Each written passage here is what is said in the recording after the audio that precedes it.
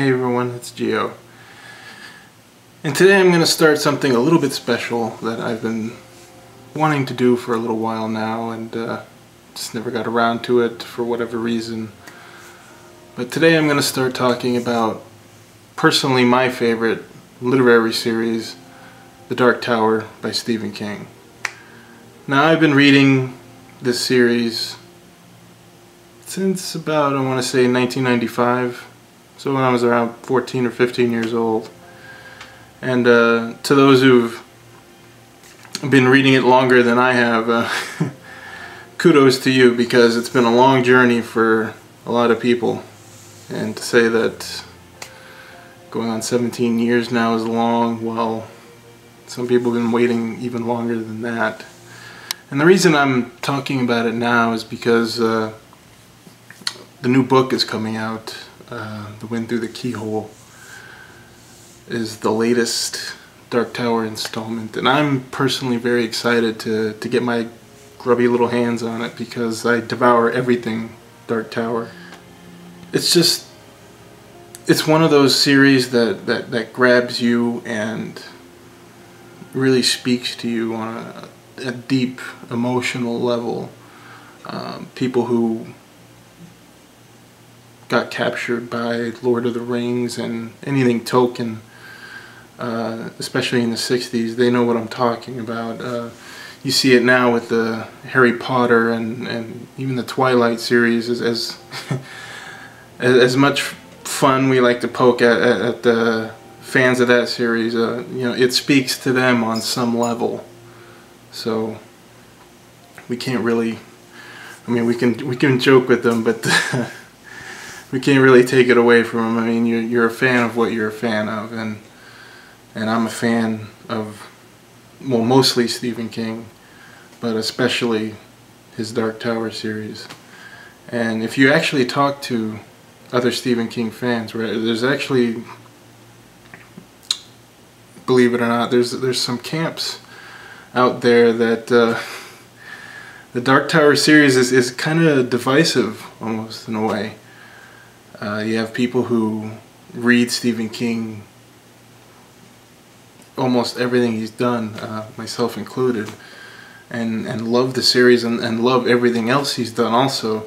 And then you have those who read his usual line of books like Carrie and The Shining and The Stand and all that, and who've tried to get into the Dark Tower series and just couldn't do it.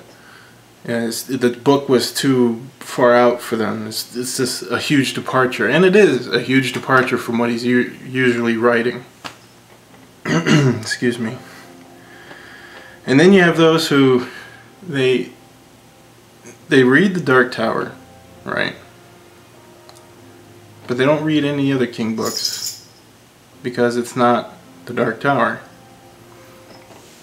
and it creates quite a chasm, really, that I've come to notice, and it is quite interesting to read about and look about, especially on fan forums and things like that. But this video I'm doing today, right now, is going to serve as an introduction to the other videos I'm going to do, which is going to be talking about each book individually, 1 through 7, and then eventually, when I get my hands on the latest one, I'll come back and talk about that also, which I believe it comes out on the 24th of April. So depending on how fast I can get through it, which I'll probably burn the midnight oil on it, I'll get it out as soon as I can. I don't know, maybe may end up till May, mid-May, I don't know. But that's then. For now, I'm going to talk about the Dark Tower overall and what it encompasses. The Dark Tower is quite massive in scope. I'm not even joking. Right now, you can count 7 core books. When I say core books, it's ones that are titled The Dark Tower, The Gunslinger, you know, Part 1, Part 2, Part 3. Those are considered the core books. Then you have side stories like Little Sisters of Valuria.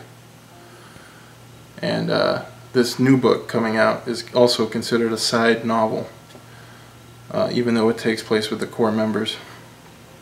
It's not part of the series of books. The core series, I should say. Then you have a whole other connecting books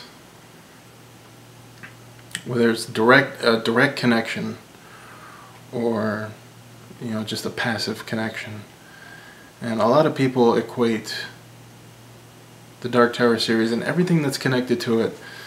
They kind of talk about it like it's a wheel, and the Dark Tower is in the middle, the hub of that wheel in the middle, and everything's kind of attached to it with the spokes and everything. But I see it more like a tree, a big freaking tree, where the Dark Tower is the center of the tree, the actual tree, and all the stories are branching off of it.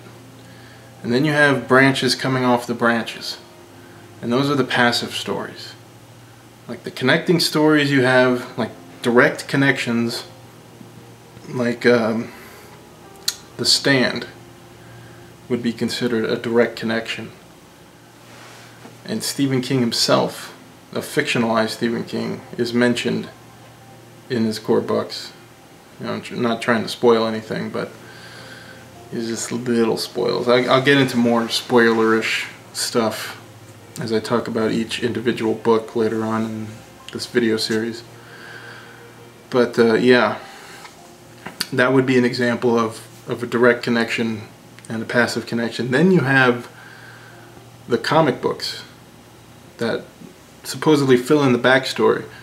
Now, there's a little bit of debate about whether these comic books are canon or not, considered canon, in terms of how it relates to the core books. King himself has said, well, he's kind of gone back and forth. He said, well, they had to change some things because they didn't want to retell certain things that you can already read in the core books. So things like when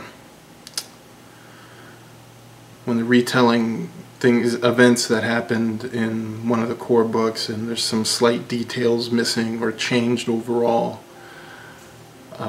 you can just imagine that it's pretty much canon with a little bit of differences happening. Maybe a different universe is in the comic books. People like to throw that around. Well, it just happened in a different universe, but it still happened. To me, I like the comic books, so to me they're pretty much canon.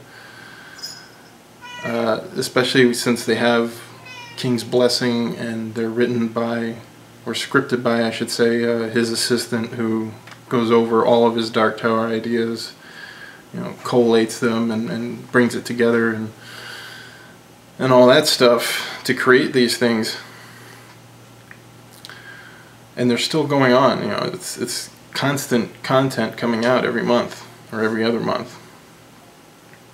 And I'm actually a bit behind on collecting the comics myself. I'm only human, But yeah, you have that, the collected comics, and now you have core stories and passive stories. That pretty much encompasses every single thing he's written. Is either connected to the Dark Tower directly or passively connected to it. Whether a character shows up in a different book or the setting is the same, that kind of stuff. So to talk about it all is quite the challenge, especially to review it all is quite the challenge, because you literally have to review 50 or so books, and I'm not willing to do that. So I'm just gonna do this introduction, and then I'm gonna work on the core books later on. But yeah, this will be my undertaking. This will be my little homage to my favorite series. And I hope you all enjoy it. I know I will. And, you know, what can I say? It's going to be quite a ride. I know people are used to me doing movie reviews and video games and stuff like that, and I certainly have video games and movies that I could review on here, but this is a priority for me, and I want to get this done. I'm going to head off to bed now because it's about 4 o'clock in the morning and I still have to edit all this together. Anyway, I'll see you all at the clearing at the end of the path. There's my kitty cat, as you can hear. I don't know. You want to come on camera? No? Okay. She doesn't want to come on camera, but maybe I can sneak her in one of the other videos, you know. It'll be good. Anyway, I'll see you all later. Take care.